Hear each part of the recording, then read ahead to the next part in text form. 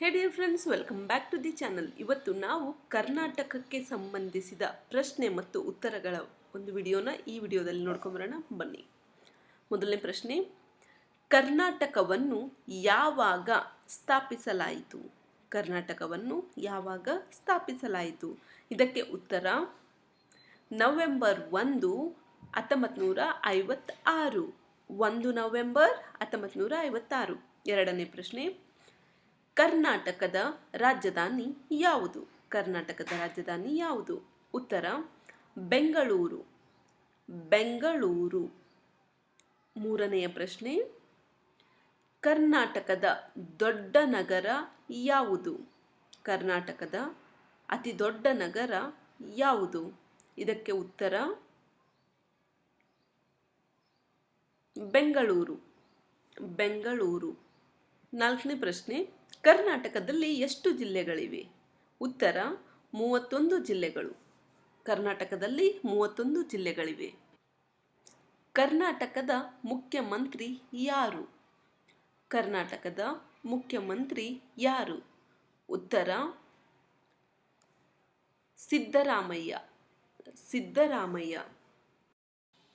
ಕರ್ನಾಟಕದ ರಾಜ್ಯಪಾಲರು ಯಾರು? ಕರ್ನಾಟಕದ ರಾಜ್ಯಪಾಲರು ಯಾರು? ಉತ್ತರ ತಾವರ್ ಚಂದ್ ಗೆಹ್ಲೋಟ್. ತಾವರ್ ಚಂದ್ ಗೆಹ್ಲೋಟ್. ಕರ್ನಾಟಕದ ಸಂಗೀತದ ಪಿತಾಮಹ ಎಂದು ಕರೆಯಲ್ಪಡುವವರು ಯಾರು? ಕರ್ನಾಟಕ ಸಂಗೀತದ ಪಿತಾಮಹ ಎಂದು ಕರೆಯಲ್ಪಡುವವರು ಯಾರು? ಉತ್ತರ ಪುರಂದರದಾಸ್. ಉತ್ತರ ಪುರಂದರದಾಸ್. ಎಂಟನೇ ಪ್ರಶ್ನೆ, ಕರ್ನಾಟಕ ರಾಜ್ಯದ ಮೊದಲ ಮುಖ್ಯಮಂತ್ರಿ ಯಾರು? ಕರ್ನಾಟಕ ರಾಜ್ಯದ ಮೊದಲ ಮುಖ್ಯಮಂತ್ರಿ ಯಾರು? ಉತ್ತರ ಕೆ. ಚೆಂಗಲ್ರಾಯ್ ರೆಡ್ಡಿ. ಕೆ. ಚೆಂಗಲ್ರಾಯ್ ರೆಡ್ಡಿ. ಒಂಬತ್ತನೇ ಪ್ರಶ್ನೆ, ಮೊದಲ ಕನ್ನಡ ಚಿತ್ರ ಯಾವುದು? ಮೊದಲ ಕನ್ನಡ ಚಿತ್ರ ಯಾವುದು? ಉತ್ತರ ಸತಿ ಸುಲೋಚನ. ಸತಿ ಸುಲೋಚನ.